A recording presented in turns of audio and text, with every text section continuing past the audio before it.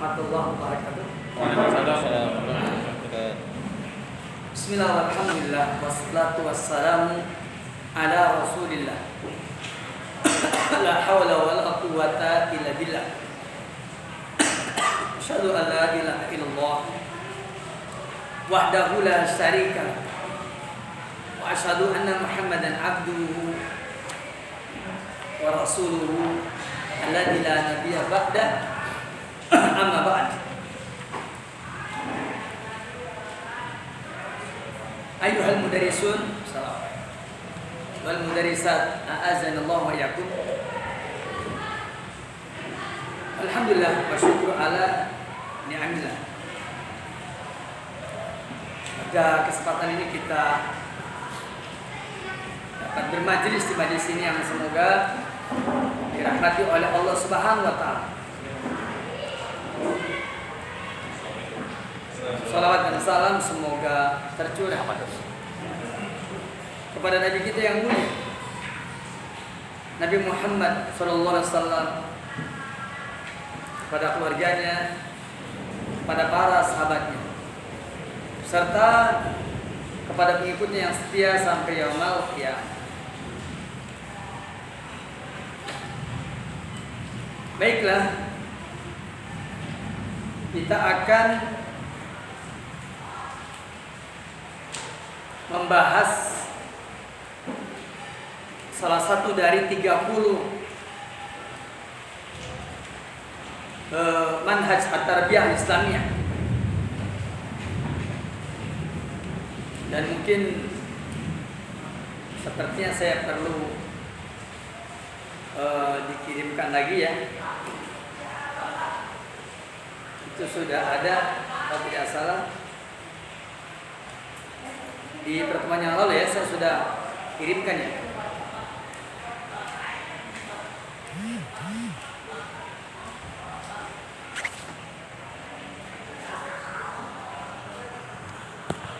Mungkin bisa dikirimkan di grup ini.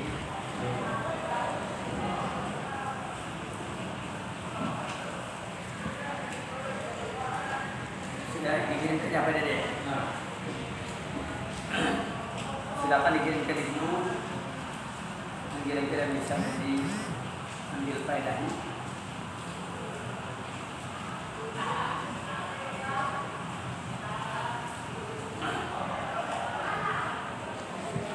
Di sana tertulis di poin 11 kalau tidak salah, manhaj tarbiyah Islam salat sunnah fi kitab sunnah wa aqwali salafus shalih. Di poin ke-11 di sana ada tertulis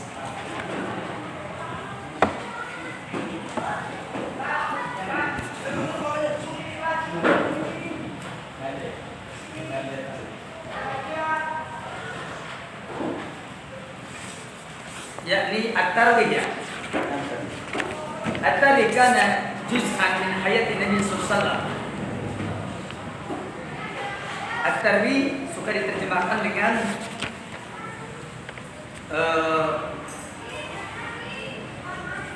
melakukan sesuatu yang menghibur, melakukan sesuatu yang menyenangkan, itu namanya at-tarwiyah. Kalau at-tarwiyah an nafsi, ini pernah kita bahas dulu ya. Ketika di acara setahun yang lalu atau kapan ya Pak Hasan? Setahun yang lalu kan ya, yang kita at-tarbiyah nafsi ya. Tapi ini kita yang dimaksud ini adalah arahnya kepada pola pendidikan ya. Kita tentang at-tarbiyah nafsi ini rawahayu at-tarbiyah. Jadi sesuatu yang menghibur ya. Pendidikan ada yang sifatnya menghibur ya. Ada yang sifatnya menghibur, terus menyenangkan, terus menenangkan orang gitu, menyegarkan at-tarbiyah. Artinya di antara pola manhaj tarbiyah Islamnya ada dengan cara melakukan sesuatu yang dapat menghibur orang lain, dapat menyenangkan para peserta didik, dapat menenangkan mereka, ya. Seperti itu. Assalamualaikum. Itu adalah at-tarbiyah. Makna dari at-tarbiyah seperti itu.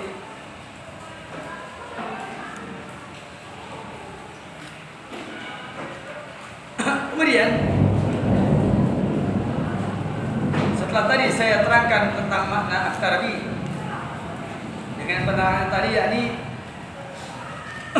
maka kita dapat mengetahui bahwa at-tarbi adalah metode yang dapat menimbulkan sesuatu yang menyenangkan, metode yang dapat menimbulkan sesuatu yang menyegarkan, sesuatu yang menenangkan, sesuatu yang menghibur, sesuatu yang menggairahkan, ya. Atau kalau bahasa sekarang, sesuatu yang membuat seru. Dalam belajar itu ada keseruan gitu.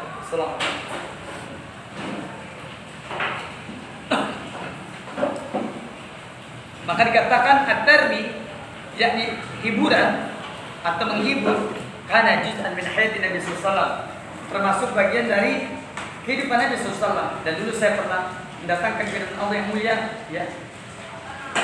Yang Allah berfirman dalam Al-Qur'an Al-Karim, "Qul inna sholati," ya.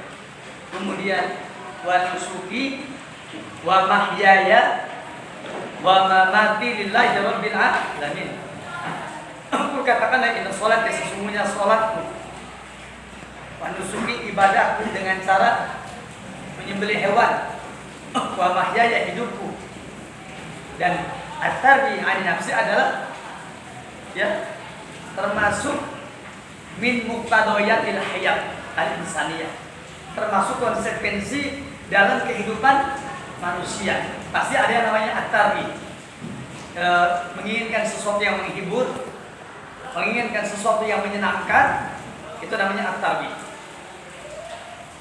Wa mahyaya wa mamati lillahi rabbil alamin, hanya untuk Allah rabbil alamin. Ini poinnya yang perlu kita ketahui. Dalilnya adalah surah Al-An'am ayat 162.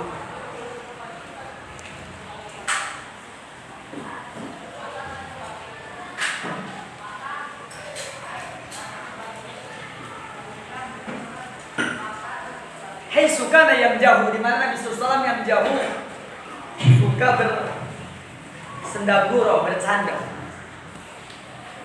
Hal antum rubama tamjahun? Ya, jazakallah. Itu jawabnya nahnu namjahun. Harokat. Kenapa? Karena al-asu al-jid, hukum asal sungguh-sungguh. Ya, hukum asal itu sungguh-sungguh. Bukan hukum asal itu al-bijah. Al-bijah harokat. Kadang-kadang kita al-bijah. Itu al-harokat. Dan itu dengan tujuan apa? Tadi at-tarbi an nafsi, untuk menyegarkan, untuk menenangkan, untuk menghibur. Begitu pula ketika kita melakukan tarbiyah Islamiyah, maka harus ada masa di mana kita melakukan teknik at-tarbi, menghibur anak, menghibur siswa, menghibur santri, menghibur peserta didik. Mungkin Anda bisa melihat peserta didik nampaknya seperti yang peserta didik nampaknya seperti yang kurang bergairah. Kenapa?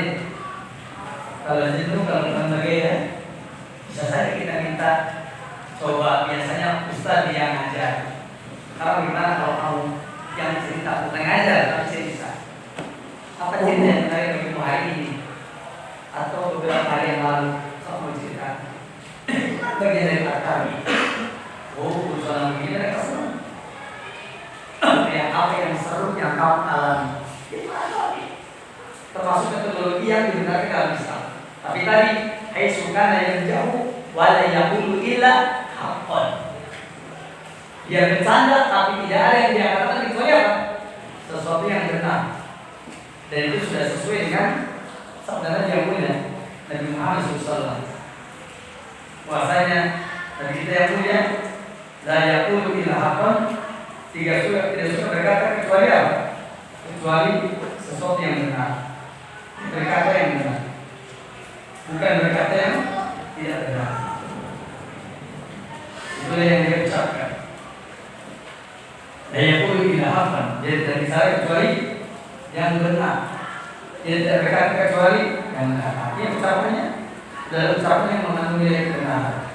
Tidak ada kedustaan, tidak ada kebohongan. Kalau ada kebohongan, tidak boleh. Ya.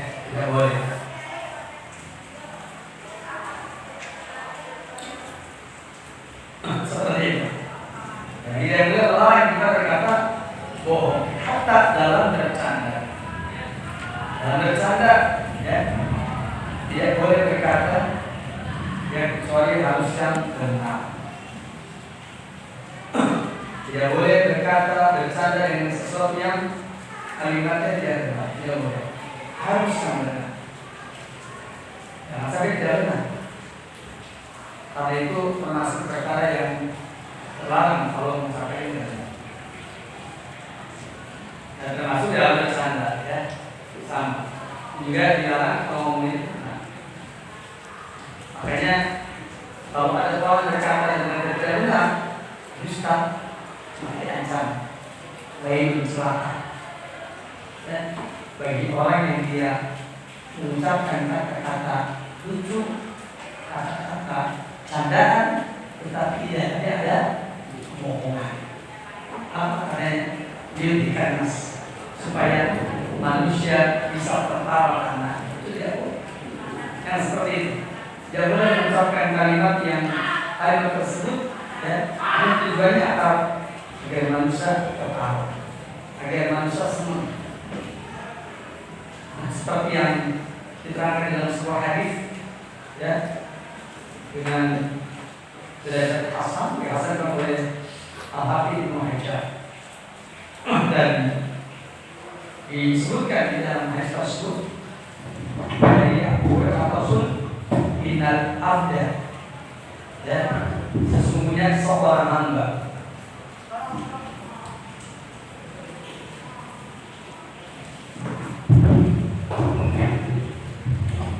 la yaqulu kalimat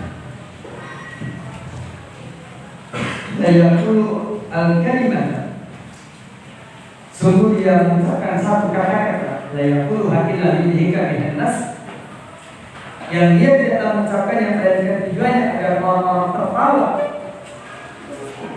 yang biha al-adabi maka sama wal ard, maka dia terjun dengan sebab perkataan yang tadi antara langit dan bumi. Seperti ini. Wa innahu ba'adatuhu, maka sesungguhnya kalimat tersebut telah memberikan janji kepada dia, telah memberikan ancaman kepada dia. Fayazilu an lisani asyaddu mimma yazilu an qadami. Tergelincir karena lisannya itu lebih dahsyat daripada tergelincir karena telapak kaki. Di tengahnya dikatakan ayyul ilaha bala jahiliyah jahannam. Oleh karena itu jemaah sekalian, ya, ayyuhal asatidah al-mudaris wal mudarisat, bahwa kita tidak boleh melakukan sesuatu yang akan menyebabkan sesuatu. Kemudian di tulisan ini didatangkan sebuah riwayatan didatangkan oleh Imam At-Tabrani, Rabbihu al-quluba sa'atan ba'da sa'atin.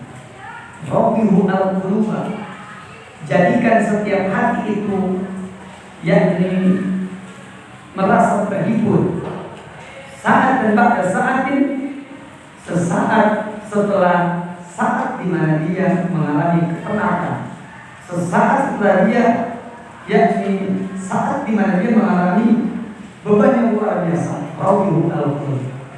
Namun sayangnya riwayat ini diterangkan oleh para ulama tidak sahih, ya, tetapi isinya sebenarnya benar juga, cuma dikatakan sebagai hadis Nabi ini tidak sah. Kata para ulama riwayat ini lemah, dan para ulama banyak yang mengatakan riwayat tersebut. Selanjutnya, kemudian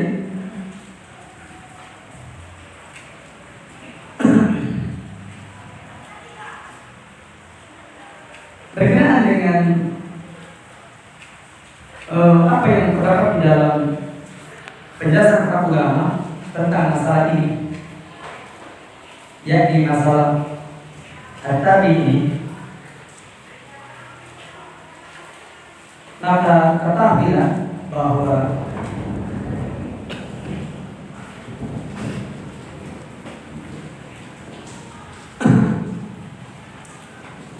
dijelaskan bahwa bicara tentang terbi, maka ulama biasanya bicara tentang at-tarbiyah nafsi yang kita sudah terangkan bagaimana ketika kita mengajar, kita berusaha untuk menghibur setiap orang yang berada dalam kepenatan. Karena kita bicara dalam perkara pendidikan, kepenatan selama belajar, kepenatan selama dalam proses pendidikan, kepenatan selama dalam proses tarbiyah, selama dalam proses pembinaan, selama dalam proses ibadah, selama dalam proses belajar, selama dalam proses menghafal, selama dalam proses memahami, selama dalam proses mengamalkan. Itu saya akan ada kepenatan. Seperti itu.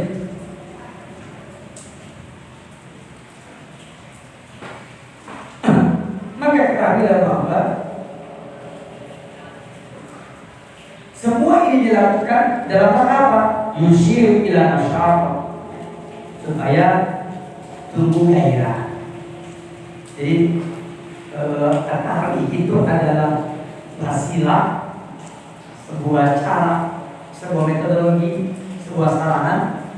Intinya adalah yakni timbulnya an-nasyata, yaitu kegairahan. Karena dengan adanya kegiatan ini, maka diharapkan goyah tujuannya tercapai. Seperti umpamanya Abu Darda. Abu Darda itu beliau beribadah, ya. Maka beliau beribadah dengan penuh kesungguhan. Kemudian ketika beliau dalam keadaan jenuh, maka beliau biasanya ketika sholat malam umpamanya mengalami kejenuhan, maka beliau berupaya dengan cara apa? Dengan cara melakukan kegiatan-kegiatan yang bersifat mubah. Kegiatan yang bersifat mubah, ini kayaknya agak mendengung ya, agak lemak suaranya.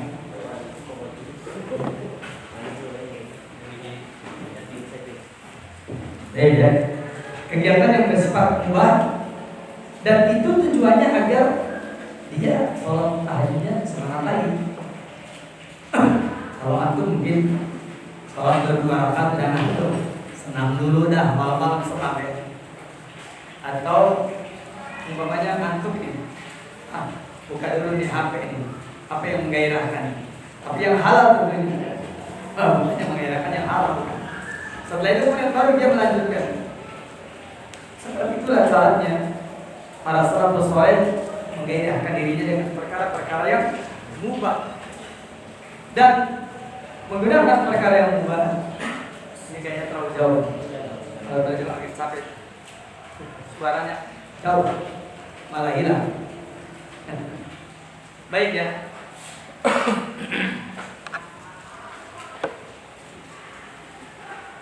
Jadi ketika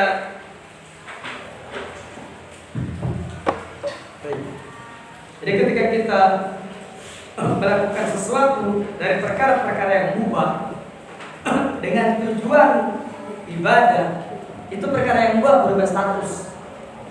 Dengan al-umur bimaqasidiha, segala urusan tergantung maksud.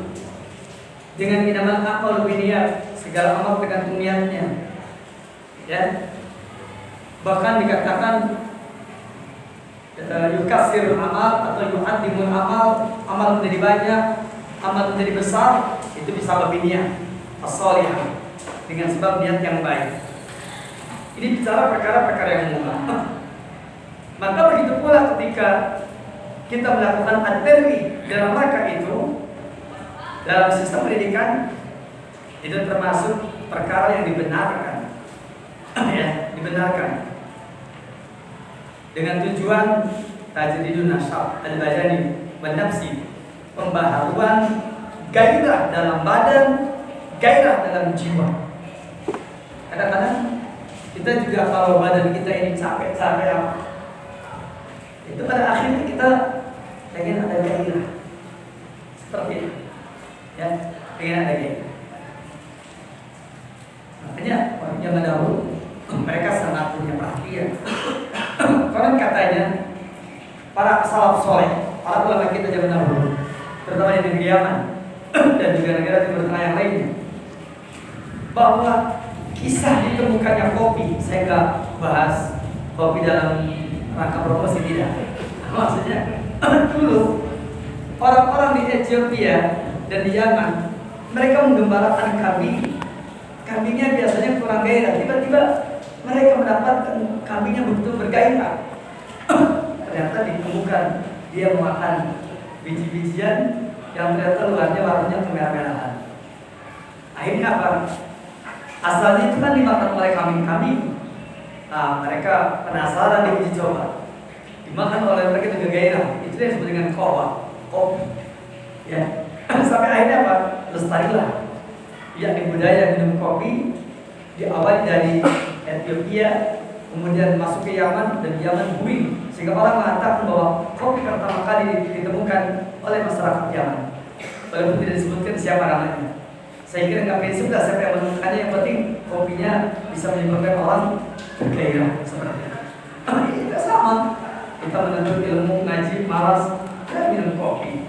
Kita mengikuti kajian dahulu atau pembahasan seperti ini, malas ya minum kopi. Kita mendengarkan kajian para masyayikh, malas ya minum, itu merupakan masalah seperti itu. Tapi insya Allah kita tidak akan mengatakan barang siapa yang rasa kopinya ada di mulutnya maka dia akan masuk surga. Tidak seperti itu tentunya, karena itu tidak ada dalilnya seperti itu. Jadi aku lihat bahwa ketika kita mengamalkan perkara-perkara yang seperti ini, itu dengan tujuan tadi untuk apa? Untuk menggairahkan. Dan itu dibenarkan. Oleh karena itulah maka dalam pandangan agama kita bahwa at-tarwi itu adalah juz' minal fitrah, termasuk bagian dari fitrah. Kenapa? Karena at-tarwi berkenaan dengan urusan kehidupan manusia yang tadi ayatnya sudah saya bacakan dalam Al-Qur'an Al-Karim. Itu qul inna sholati wa nusuki wa mahyaya wa mamati lillahi rabbil alamin. Dalam surah Al-An'am ayat 162.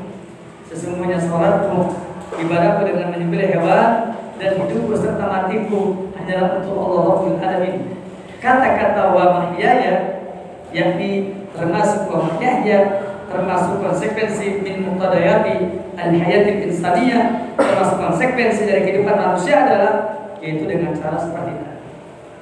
Itu cara. Selanjutnya,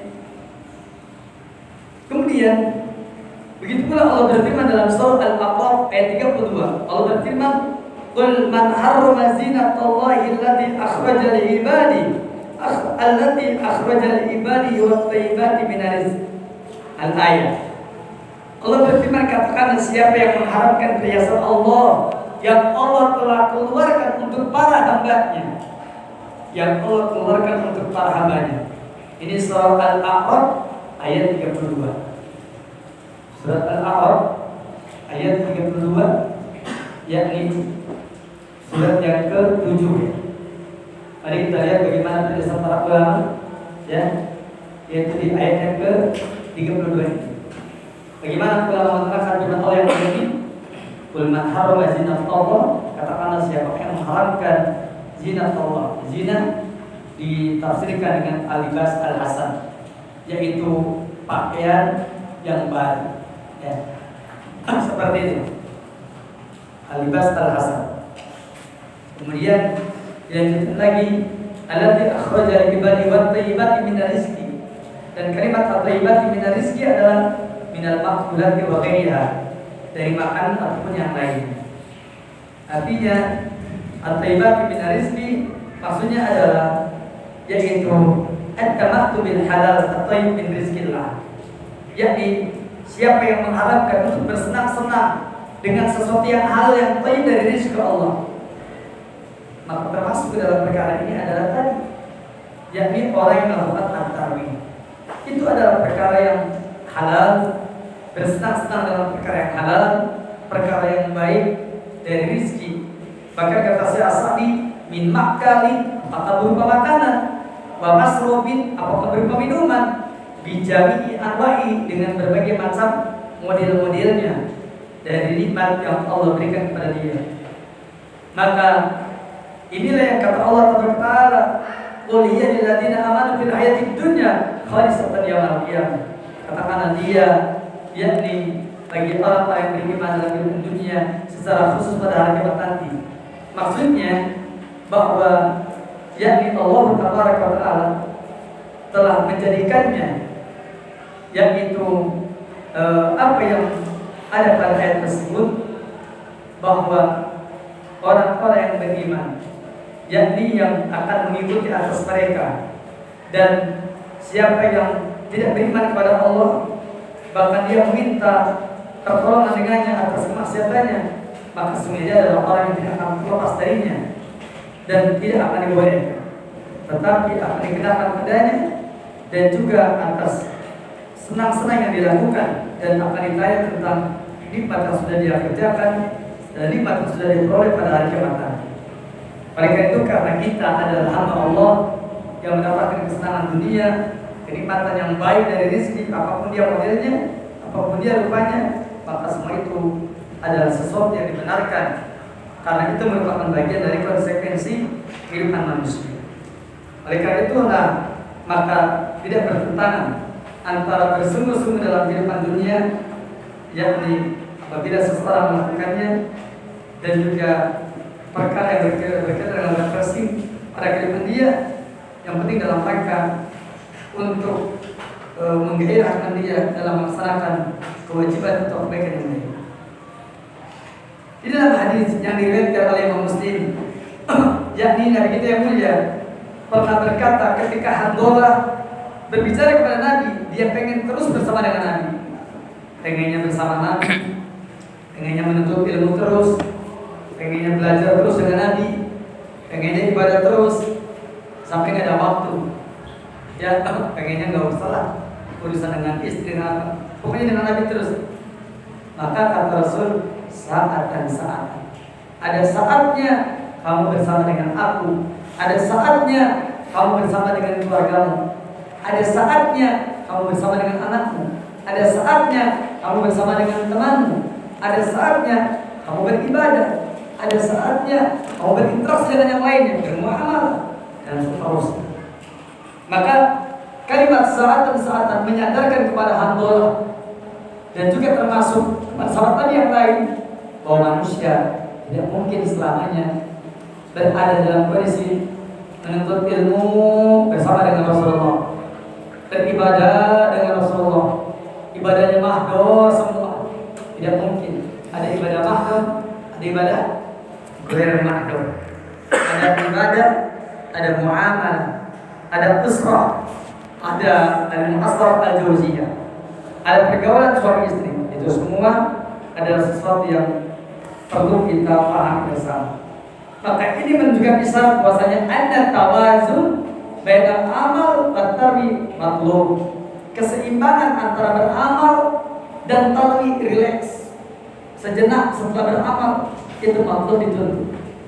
Karena orang yang terus melakukan suatu amalan kemudian akhirnya dia meninggalkannya, maka ini sesuatu yang tercela. Ada orang baca Quran terus sekaligus seharian bacanya berapa juz sampai habis waktunya. Setelah itu kemudian dia baca Quran lagi, gitu. Itu karena dia kan seimbang. Lebih baik dia al-adwa ma'in qala, setiap hari 1 juz, ya, sampai 30 hari baru selesai. Itu lebih baik daripada sehari 10 juz. Selanjutnya agak baca lagi sampai akhir bulan. Berapa totalnya? 10 juz. Kalau 30 hari berapa totalnya? 30 juz. Lihat berbeda asli. Begitu pula Nabi sallallahu alaihi wasallam dalam hadis Bukhari beliau menceritakan karena Nabi sallallahu alaihi wasallam yumazihuha.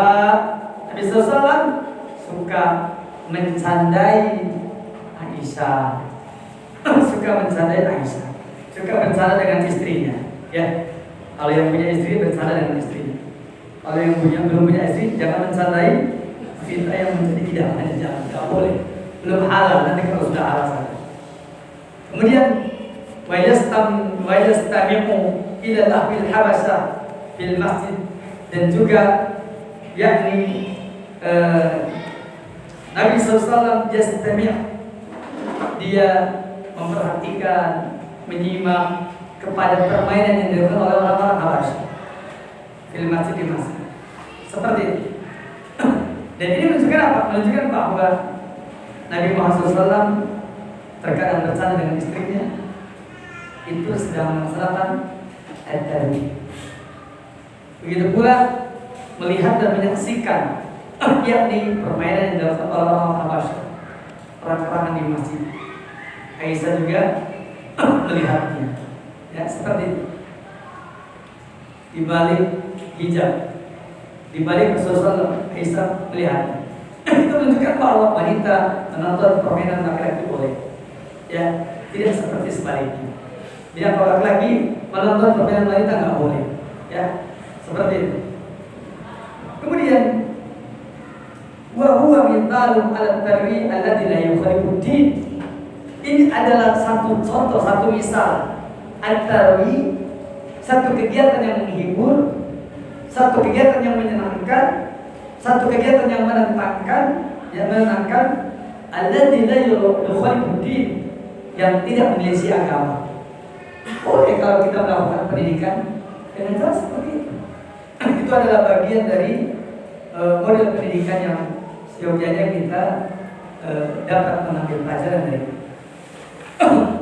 Umar bin Khattab radhiyallahu anhu berkata, kata Umar, rawihu al-quluba sa'atan ba'da sa'ah. Dalam ayat yang lain dikatakan ini adalah bukan hadis Nabi yang tadi sudah saya bacakan turun marganya. Tapi ini adalah perkataan Umar bin Khattab radhiyallahu anhu. Rawihu al-quluba sa'atan ba'da sa'ah. Kalau ini dikatakan perkataan Umar, saya kira maklumnya. Tapi kalau sabda Nabi memang ini betul dalil yang sahih. Kata Umar, rawihu al-quluba sa'atan ba'da sa'ah. Hibur setiap hati ada satu saat di mana itu adalah saat yang tepat untuk menghiburnya. Ba'da sa'atin, setelah saat di mana dia begitu sungguh-sungguh dan serius. Jadi antum kalau ngajar satu harian, antum boleh aja di penghujung belajar atau di awal belajar, yakni melakukan sesuatu yang kira-kira menimbulkan mereka gairah.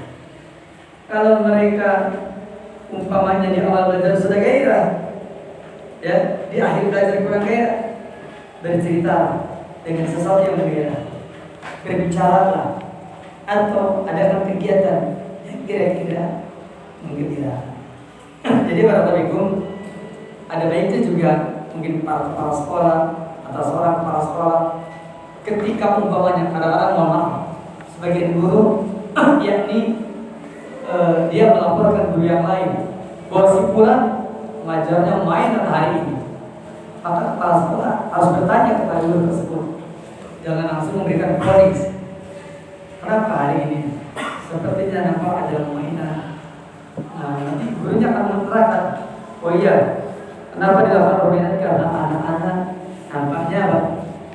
Nampaknya malas, hilang gairah. Seperti itu. Saya mengajarkan kitab al-bidah atau al-bidah. Anak-anak mungkin bosan mendengar perkataan saya. Akhirnya apa? Saya cari pembahasan yang sama, acara banyak YouTube. Saya ambil video nih yang sama, lihat kita seleksi siapa yang bicaranya, temanya sama dari yang kita sampaikan. Kemudian saya lihat dari mana mereka dengarkan materi yang sama, tapi ustaz yang lain yang menerangkannya. Seperti itu. Ternyata memang itu termasuk bagian yang sangat menggairahkan mereka. Mereka bergairah, mereka juga senang mendengarnya. Rawihu al-quluba sa'atan ba'da sa'atin, yakni bikin orang itu senang dan terhibur hati-hatinya. Sa'atan ba'da sa'atin, satu waktu setelah waktu di mana dia mengalami kejenuhan. Fa innal quluba idza qalat, karena yang namanya hati apabila qalat, apabila sudah mulai qalat, sudah mulai malas, sudah mulai jenuh, maka amiyat dia menjadi buta.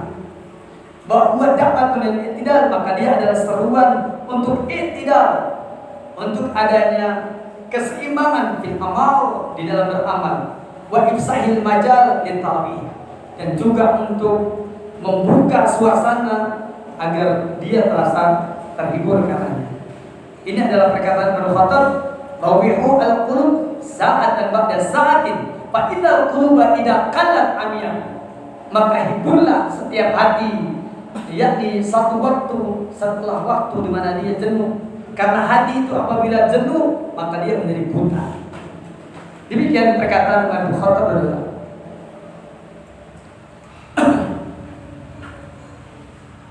Selanjutnya perkataan Imam Asy-Syafi'i rahimahullah.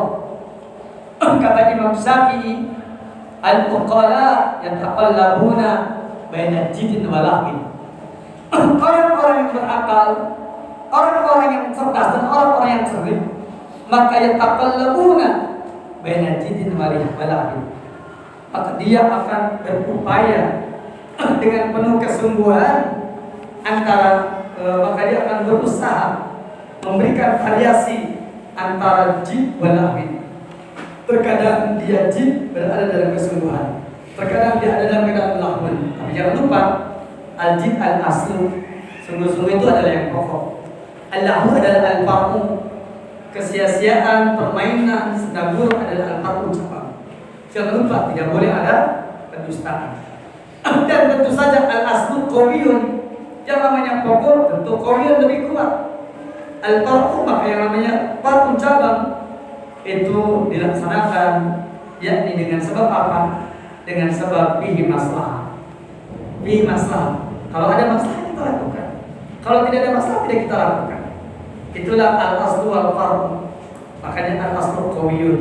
Hukum asal itu lebih kuat daripada hukum cabang. Perkara yang pokok lebih kuat daripada perkara yang cabang. Seperti itu. Maka faida ya, apabila doa mereka diajak ilal jib kepada sesuatu yang sungguh-sungguh, kalau bi arsakha minal jibal, maka mereka itu lebih rasikh, lebih kuat daripada gunung-gunung apabila diajak kepada kesungguhan. Artinya bahwa kenapa demikian? Ini mengisyaratkan pentingnya at-tarawih yang merupakan wasilah dari tajdidun nasyat, pembaharuan semangat. Yang namanya at-tarawih itu tajdidun nasyat, yang namanya hiburan harus menimbulkan pembaharuan gairah, memperbaharui semangat. Seperti itu. Itu adalah perkataan Imam Asy-Syafi'i rahimahullahu ta'ala. Berikutnya yang ketiga, perkataan Imam Ibnu Jauzi rahimahullah. Ibnu Jauzi mengatakan la ba'sa bit-tarwih. Maka tidak mengapa adanya at-tarwih, adanya hiburan. Ada tafsir tentang dirinya bil mubahat, dengan perkara yang mubah. Maksudnya di antara metodologi pendidikan adalah dengan adanya melakukan hiburan-hiburan. Lakinnahu hadaro min an yakuna dzalika sababan fit tafrid awil insiqal anil wajibat. Tetapi jangan lupa harus ada yang diwaspadai. Walakin hadar, dia mesti waspada min an yakuna dzalika sababan fit tafrid. Terkadang at-tarwih justru menjadikan orang itu lalai. Terkadang hiburan menjadikan orang itu al-insiqal, sibuk dengan hiburan, anil wajibat, dia tinggalkan kewajiban. Maka jika seperti ini, ketika kita menerapkan metode pendidikan seperti ini, ternyata dampaknya malah seperti tadi, bukannya tajdidun nasyat ya lifi'il wajibat, bukannya semakin gairah untuk melaksanakan kewajiban, malah sebaliknya seperti tadi. Maka ini adalah masalah. Ini adalah poin yang ketiga yang diterangkan oleh Al-Imam Ibnu Jauzi rahimahullah ta'ala. Oleh karena itulah maka doa tarwih bil Islam, bagaimana metode kita, yaitu yang isinya hiburan, yang isinya adalah sesuatu yang menyenangkan, sesuatu yang membuat anak-anak kita terhibur, rileks, refresh, ya, tenang. Maka yang pertama an yakuna mubahan syar'an, bahwa yang kita jadikan wasilah ini adalah sesuatu yang mubah menurut syariat. Ingat baik-baik. Contoh, bercanda boleh, syaratnya tidak boleh bohong. Seperti itu, ya. Maka tidak boleh, yakni dia melakukan sesuatu dengan sesuatu yang diharamkan. Umpamanya relax tapi minum homer, nggak boleh. Refresh biasalah, ya, minum, nggak boleh. Atau refresh tuh kita hiburan yuk, nih ada imam nih, Bluetooth gitu kan, apa namanya? Ya begitulah bukan Bluetooth, selembur gajah gitu kan. Begitu, ini nggak boleh. Ini al-imam, di dalamnya ada unsur mesir. Ambil ikhtilaf ya, ambil ikhtilaf dengan muharram, ikhtilaf dengan sesuatu yang diharamkan. Umpamanya apa? Relax. Laki-laki perempuan sepasang-pasang ya. Jangan lupa, soalnya kita ke tempat dingin nih, pasang-pasang. Tidak boleh. Kenapa? Itu adalah perkara yang diharamkan. Makanya yang pertama at-tarbi itu adalah apapun yang kita lakukan dari metode pendidikan, maka harus apa? Harus dengan sesuatu yang mubah. Seperti itu. Yang keduanya, Allah yulhiya 'anil wajibat, yakni tidak melalaikan dari perkara yang wajib. Allah yulhiya 'anil wajibat, tidak melalaikan dari perkara yang wajib. Artinya kita melakukan sesuatu dari kegiatan kita yang bersifat at-tarbi, hiburan, sesuatu yang menenangkan, refresh. Tapi jangan lupa, Allah yulhiya 'anil wajibat, tidak boleh menyebabkan dia lalai dari kewajiban.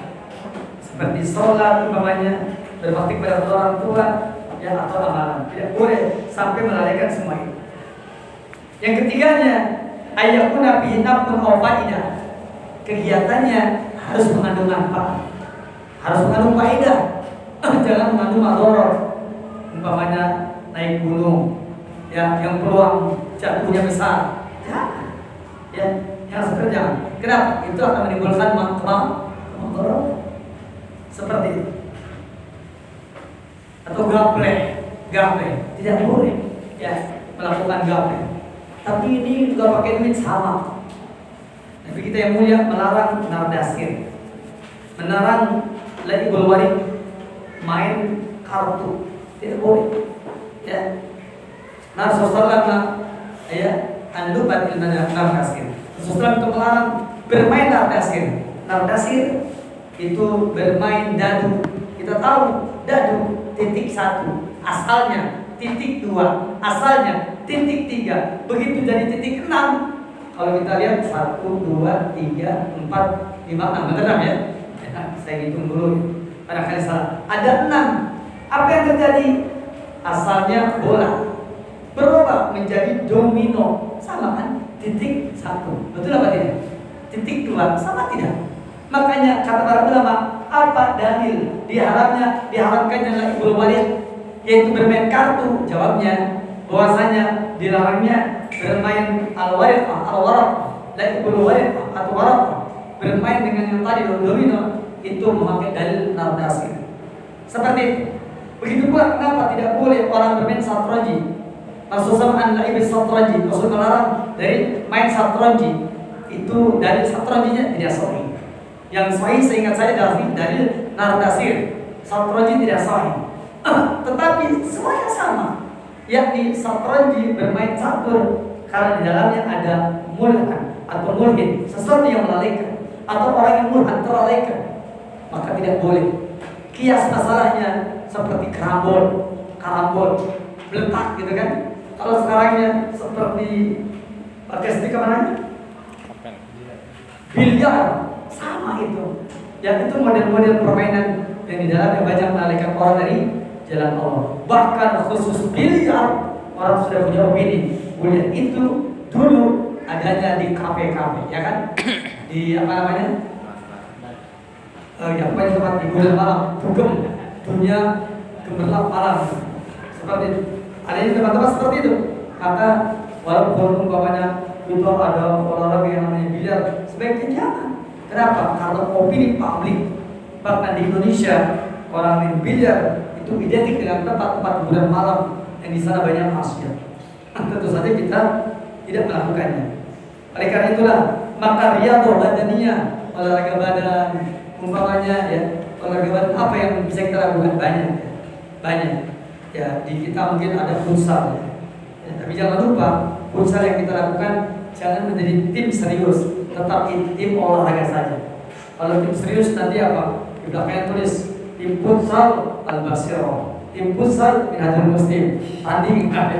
Awalnya kan begitu. Lama-lama apa? Di satu pesantren ada apa? Mudir cup. Tuh mulai muncul tuh. Ada mudir cup gitu kan. Masya Allah. Nanti mudirnya mudir mahat cup, mudir yayasan cup gitu kan. Nanti pembina cup. Ini bahaya yang begini. Ya. Di kita banyak kejadian apa? Asalnya menganggap remeh. Di sebagian pondok-pondok salafi melaksanakan acara seperti ini sampai akhirnya apa? Timbul masalah. Baru betapa sedihnya di kajian-kajian kita sedang berlangsung kajian di bawah mereka tidak ikut ngaji tapi sedang seru menceritakan tentang final sepak bola semalam sampai mereka sholat subuhnya kesiangan tapi mereka tidak malu dengan sebab tadi. Ini adalah contoh bahayanya hal-hal seperti tadi. Makanya riyadhah badaniyah diupayakan kalau bisa, yaitu olahraga yang bermanfaat. Di antaranya adalah memanah, berkuda, dan berenang. Itu 3 olahraga yang tidak boleh kita lupakan. Jika bisa memanah. Jika bisa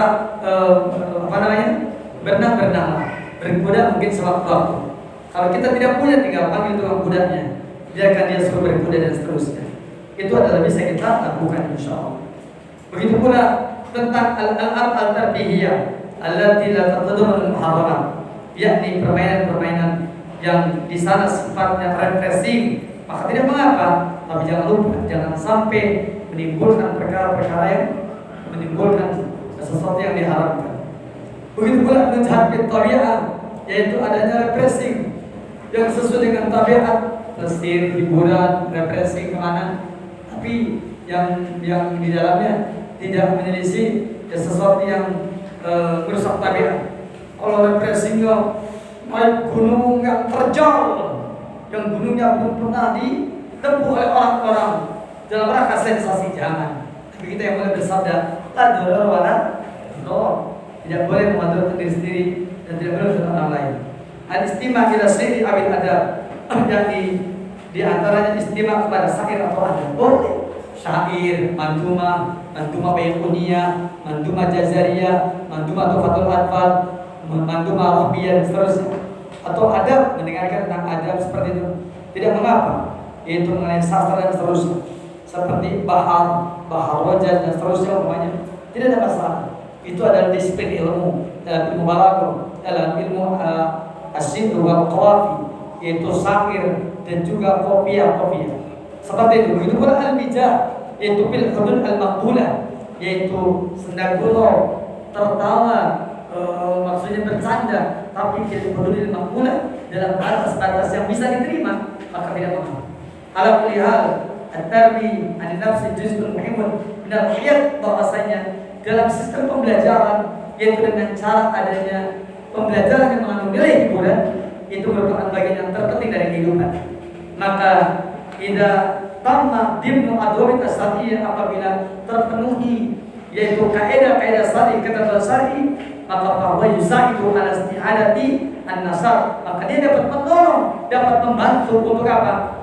Untuk isti'adat an-nasar, yaitu mengembalikan gairah, mengembalikan semangat, wa yanaqu al-qulub minal qaswa, dan juga wa yanaqu al-qulub akan dapat mencegah hati-hati minal qaswa, yaitu dari kekerasan, ya, ambil malam, dari kejenuhan, kama annahu yushamu fi tahqiq tawazun fi hayat muslim bain ibadah wal amal wal tarfi. Sebagaimana bahwasanya di sana ada bagian untuk merealisasikan adanya tawazun, adanya yakni keseimbangan dalam kehidupan seorang muslim antara ibadah, amal soleh dan juga at-tarfi, yakni hiburan, ya, hiburan yang ditinggalkan. Demikian barangkali penjelasan mengenai manhaj yakni tarbiyah atau manhaj tarbiyah Islamiyah yang disebut dengan at-tarbi yang tadi sudah saya jelaskan. Semoga bermanfaat, semoga berfaedah. Dan dipersilakan barangkali ada yang mau ditanyakan.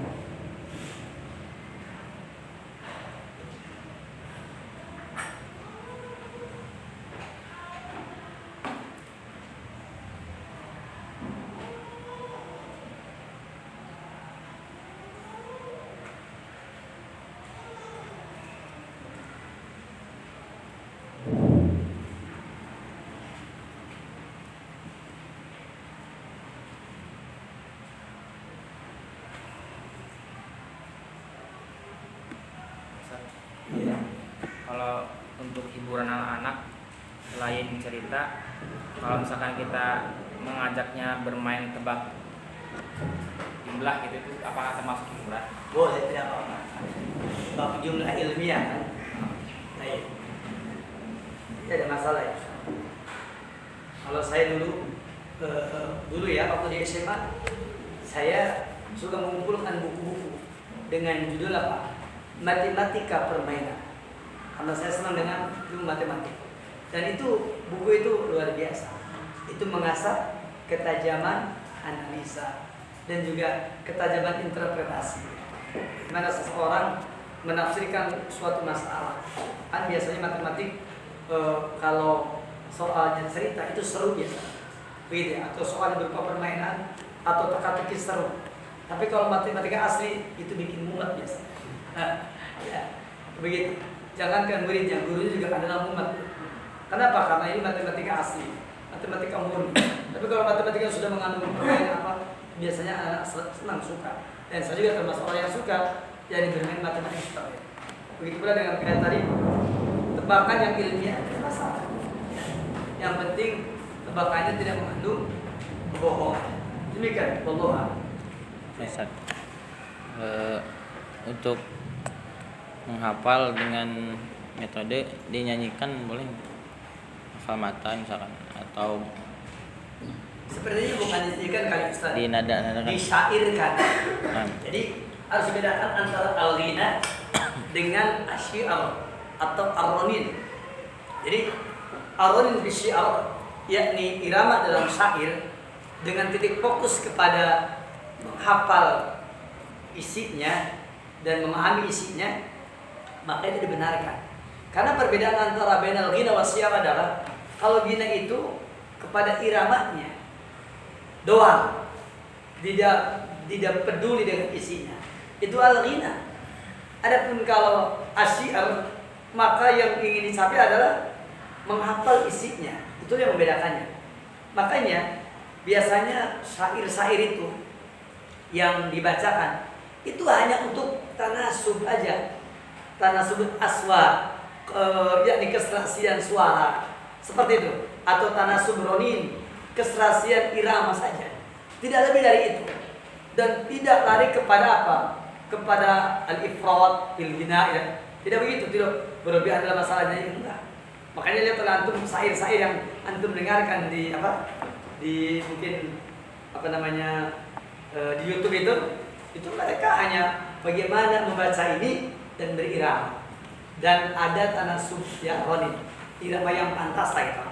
Makanya lihat aja, yang ini syairnya begini, yang ini syairnya begini.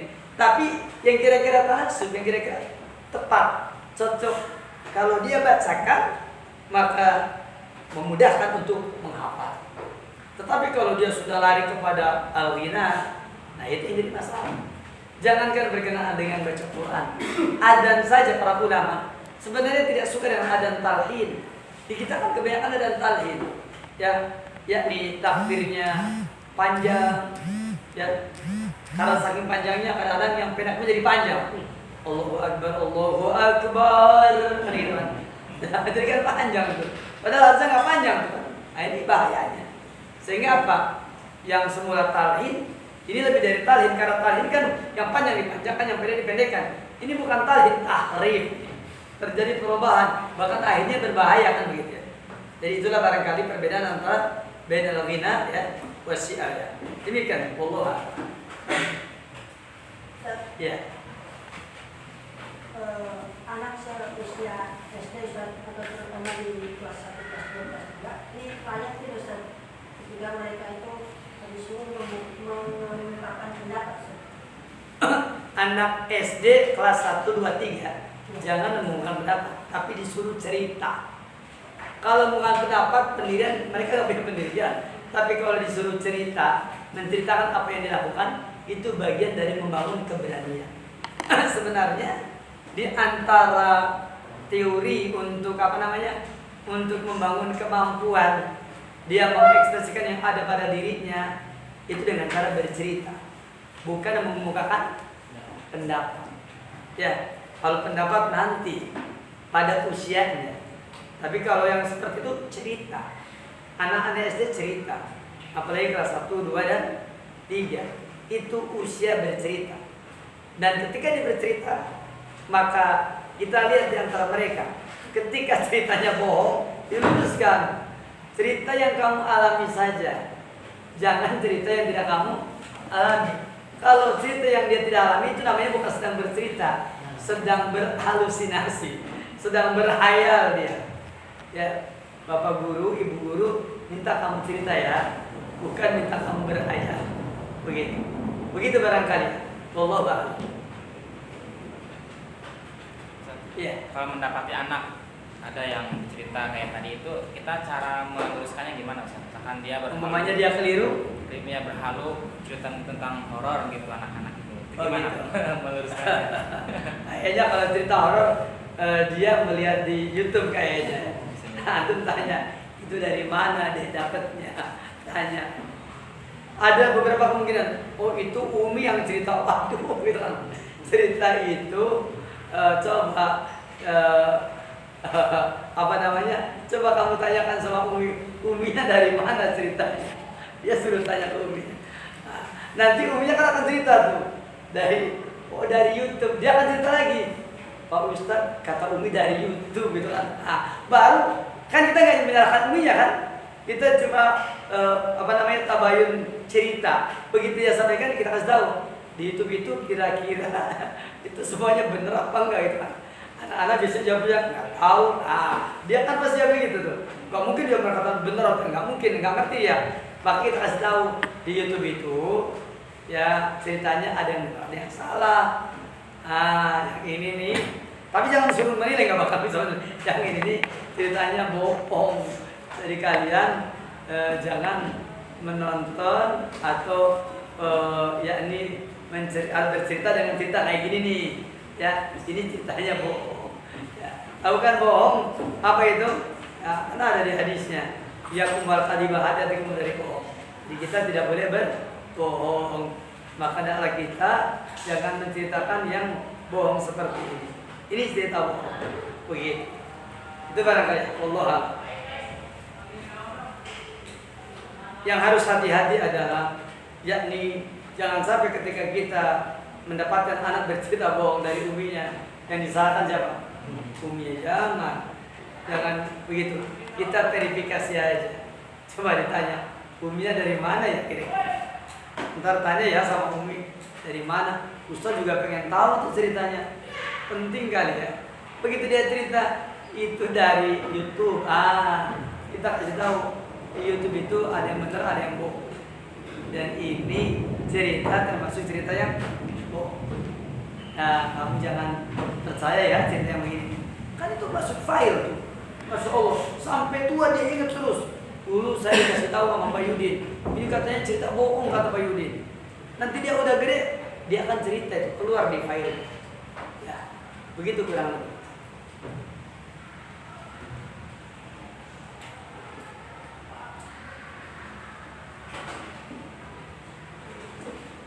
Baik, saya kira cukup insya Allah.